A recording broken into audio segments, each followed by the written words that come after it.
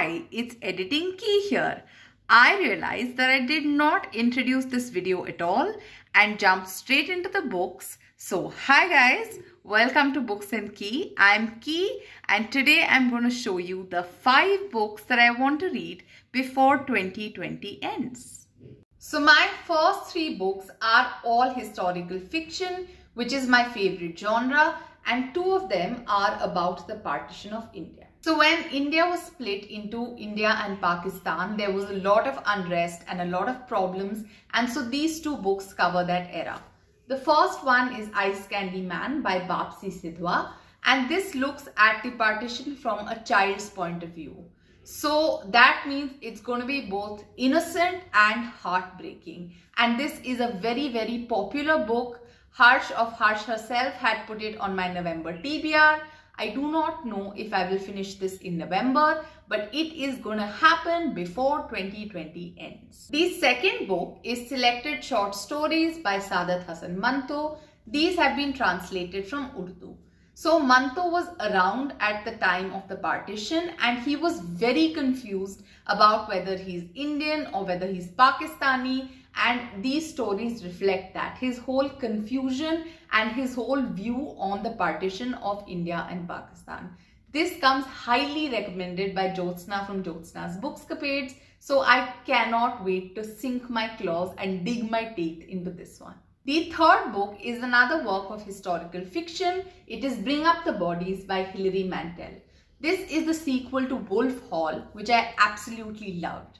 It is the story of a man named Thomas Cromwell who rises from being a nobody to being like the right-hand man of King Henry VIII. It is set at the time when King Henry VIII falls in love with Anne Boleyn and abandons his queen. And in this book, I think there is another woman that he falls in love with. And so Thomas Cromwell has to deal a lot with these sexual and romantic controversies in the court of England at the time of the rule of Henry VIII.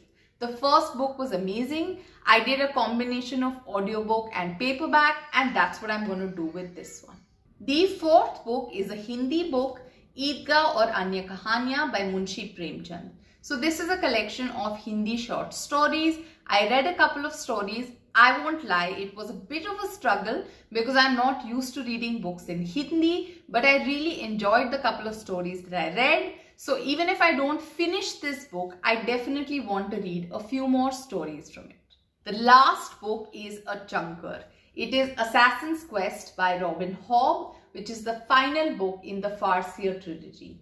This also is a story full of court intrigue and drama. So the first couple of books followed the journey of a boy named Fitz, who is a royal bastard. In the first book, he's training to be an assassin and also kind of finding his way in the kingdom, where he stands, what his identity is. In the second book, he gets more involved in the political side of the court and he has to deal with a lot of dangerous things, including dangers to his own life. I am not reading what the third book is about because I do not want to get spoiled. I am just going to go in blind. This is the biggest book on my TBR and I'm crossing my fingers that I get through it. So that's it. This is my end of the year TBR and I plan to get it done no matter what before January 1st, 2020. I don't know how I'm going to do that because my brother's wedding is coming up and then we're adopting a puppy who I'll show a lot once I get her, okay?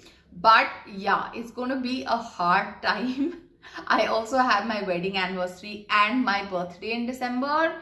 I don't know how I'm going to do it, but I need your support. Keep praying for me that I get through these books. And if you have an end of the year TBR, let me know in the comments below. Thank you so much for watching and supporting me. I will see you guys in my next video. Bye.